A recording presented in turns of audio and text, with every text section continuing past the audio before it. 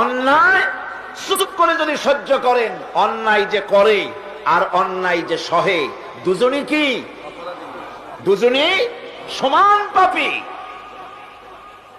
আপনাকে নিষেধ করতে হবে, অন্যায়ের বিরুদ্ধে আপনাকে কথা বলতে হবে।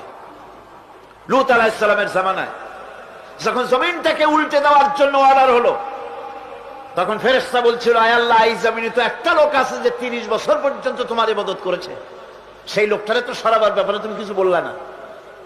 আল্লাহ রাব্বুল আলামিন বললেন, জমিনটা উল্টায়া ওর মাথায় আগে রাখো, ওরে শুদ্ধা জমিনটারে উল্টায় দাও। কারণ গোটা জাতি যখন আমার সঙ্গে নাফরমানি করছে, আমার নবীর সঙ্গে নাফরমানি করতেছে, তখন এরা কথা বলে নাই। এই লোক নিজের ইবাদত নিয়ে ব্যস্ত ছিল, নিজেকে জাহান্নাম থেকে বাঁচাবার চেষ্টা করেছে। গোটা জাতি জাহান্নামে যায়, সেজন্য ভুরুক্ষেপ করে নাই। হক কথা বলতেই হবে।